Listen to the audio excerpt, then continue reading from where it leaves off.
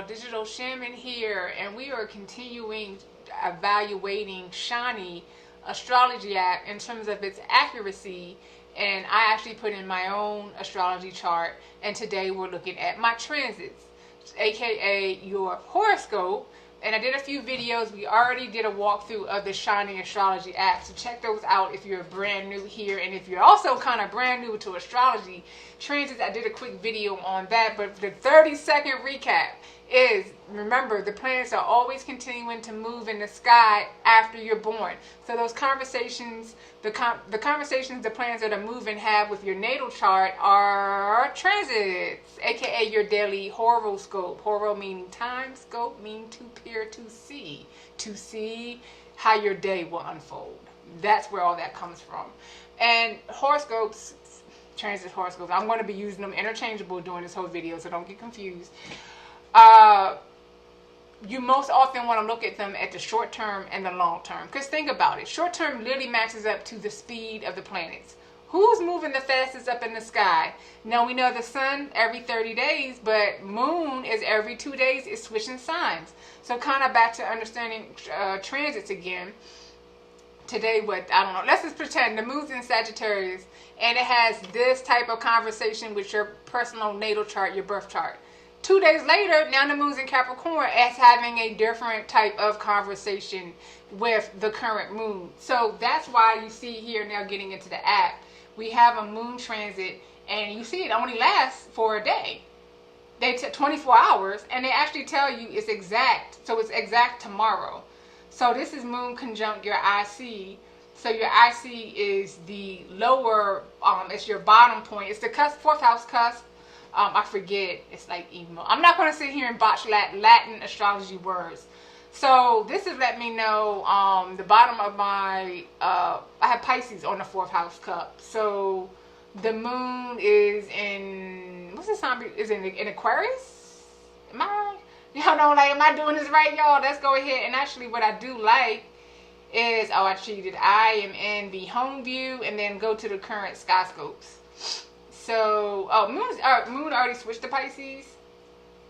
Yeah, so, okay, moon's already in Pisces. So, that makes sense. Doing this spiritual work today, y'all. So, let's read more back into, if it's saying moon conjunct, meaning it's in the same sign. So, we have Pisces moon. Let's do some specifics.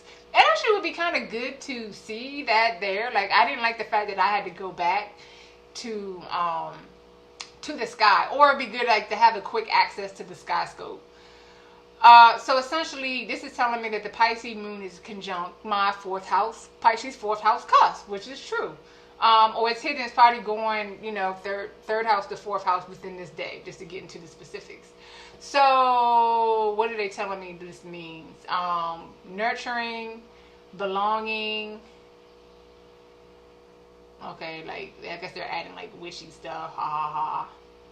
Actually, it's so funny. Umbilical tug towards family matters. Actually, I spent my whole day with my family and all the women. Think about, actually, I would really like to see them interject my chart in here. Because, IC is good, but this is essentially moon transit through the fourth house. Like, how I'm reading this. Fourth house is home, and this is Pisces moon. So, how does the Pisces moon color? Maybe that's where they went in here with the spirituality things. But, so I would say this is 100% accurate. I've been doing family matters all day. Both family matters. I was actually assisting a grandparent, two grandparents. I can go on and on. But this is 100% accurate. And what makes sense, because we have double. Moon is the divine feminine. Women in my fourth house, mother's line. Or women's line. Like, so I'm telling y'all, it's making a whole lot of sense. Let me see. So now we have moon, Pisces moon squaring my ascendant. So this is Pisces moon squaring my Sagittarius rising. Actually, so I'm going to read this as the ascendant is the descriptor of the body, and the Pisces moon opens you up. Woo, today was a trying day in terms, I'm already HSP, highly sensitive person. If you're one, hi, nice to meet you. Digital Shaman at HSP here.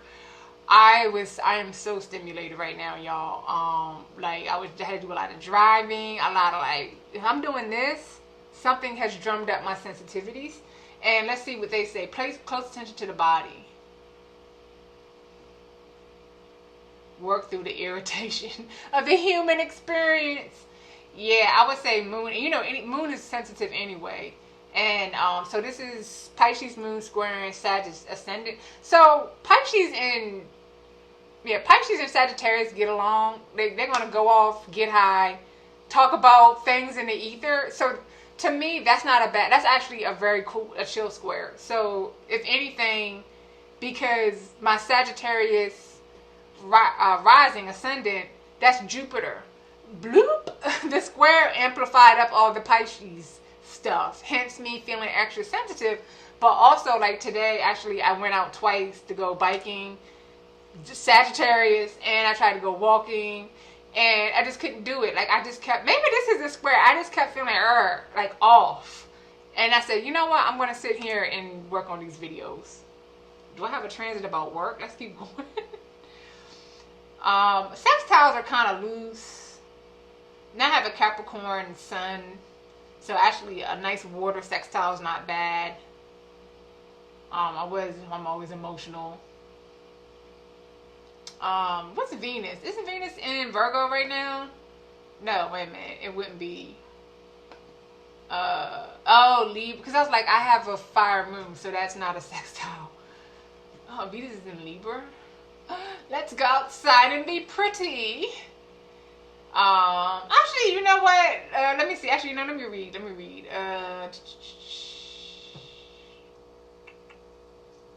Right now, you know, sextile is a little bit of a week. Let's just keep going. All right, this is a biggie.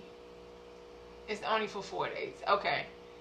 So we just actually checked this. So Venus. Oh, I do have Saturn. Oh, you know what?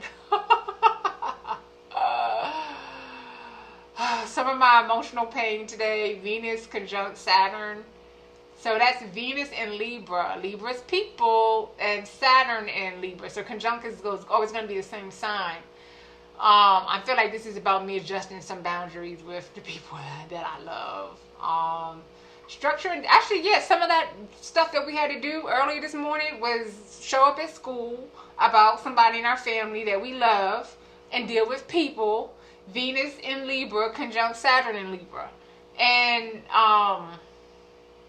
see, it'd be good if I could look at my transit wheel. I don't think this app does it. No, this is just my birth chart. Can you pull up your transit chart? I guess you can only have one chart. See, I would like to have the chart because I wanted to teach to y'all more. Oh, we could kind of, so like what we can say is this transit for me, oh, this is skewed. These planets are in my 10th house. Don't play with me. I have, oh yeah, we talked about this. This whole sign. So they skewed it. But to keep it simple, the transit we just talked about, the Venus conjunct Saturn, because that's going to make you feel, and actually I was ranting to my sister about, I feel unloved. That is Saturn. Saturn's ring squeeze you. And Saturn and Libra, Saturn and Venus already don't get along. Like, that's a square. So, but what I was trying to point out, that this stuff was happening in the 10th house. So, you know, for me, I had to come in there like a boss with my family. Like, we were coming like bosses from my family, because 10th house is you're coming as an authority when it comes to loving and giving discipline to our loved one. But I'm glad I saw this, because I was I was feeling about a way. You know, when you're a caregiver and you're doing so many things, sometimes you can, you know, not feel appreciated. But that was Saturn messing with me.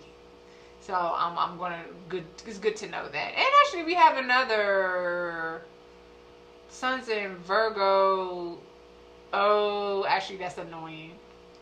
Oh, you know what? I can see me. I think this is bothering me too. So this is the Virgo Sun squaring my Sagittarius moon. That's an annoying square. Signed, my mom has a Virgo moon. I deal with this square every single day. Oh, that's like people outside. You know, I think this is all less judgment and more acceptance. When you have a square, less judgment and more acceptance. There's not, you know what? Let me remember. There's nothing to do or fix or change when strong. See, I should have read my Chani scopes before I went off about an hour earlier. I did. Had to let out a little release. Mars trining Jupiter. What's Mars in right now? I think Mars, anyway, before I even read the sign, this is already showing me, first of all, I had to deal as a Capricorn. I had to deal with the Mars. Oh, Lord, Mars is in Cancer. We should all know this because I, Capricorn Sun, had to deal with Sun opposite Mars. So I went off the other week. I'm tired of being angry. So this is Cancer Mars trining. Oh, I have Jupiter. That's my only water planet. You know what? And honestly, I'm with this. I'm just here living off leaps of faith. Yeah. It's kind of like, I'm sitting here like, ooh, it's kind of hard. Like, not that I'm trying to be private, but I'm like, so with this one, all right, this one is happening. So Mars in Cancer would be probably like 7th or 8th house. Oh, where's it? Digital shaman here. We're going to use all the tools. Like, sorry, Chani app. You don't have a chart. I'm using another app, actually just to see what's going on. I'll keep it anonymous though. Alright, here's all the other things. So yes, Mars is in Cancer right now. And that is in y'all, my real astrology OG is gonna appreciate that. What is that during Mars? Oh, it's okay, yeah, I was right. It's 7th on the way to the 8th house. So, because the Jupiter is in Scorpio, which to me, let's just equate that with spiritual matters. So, I actually reached out to someone, 7th house, the Mars and Cancer is hanging out in the 7th house. I took a leap of faith related to this, my Scorpio and Jupiter and Scorpio is in 11th, it's at the bottom of my 11th house. But that's groups, friendship, wishes, hopes. Also, it's the internet. So I emailed this person, going to follow all the things here, took a leap of faith, and they actually responded. So I'm sitting here like, oh, this transit goes on for, it started early. It's the 16th. Oh, it ended today. So see, when you have transits, work with them. Push energy towards manifesting things quicker. You gotta keep up on your dates. Because I missed out on, I'm not gonna lie, I have a very blessed life. So I don't want to sit here and say I missed out on something, because every day is good. But the example that I gave you, I just did that. I think that was this morning. Yeah, a little hastily because I was been so busy. So I'm glad I did get that in. Now let's look at long term is also like I can't as a like seasoned astrologer, I can't go crazy following the moon transits. But if you're waiting for something, if you're a writer, hit those moon and Gemini days, those moon and Virgo days, or if like what you really want to pay attention to moon transits is, I know that when the moon's in earth signs, I'm going to get a lot done. Moon and Virgo, like I can't deal with some of the squares, but it plays nice with my Capricorn Mercury. So I get a lot done those days. Long-term transit is really you want to pay attention to in a way. But when you have Saturn sitting in a house for 2 to 3 years, it's only going to be so much change. So there's a delicate balance that you'll learn to be able to craft as you, deep dive and pay attention to your transits. So Jupiter, which we just talked about, actually, let me continue to use this. I don't want to keep switching screens here. Oh, Jupiter's in Gemini. Oh, trining Saturn. Oh, my natal Saturn. Which house is probably? Where is this Jupiter? Oh, that's actually 7th house. Trining my Saturn in the 11th house.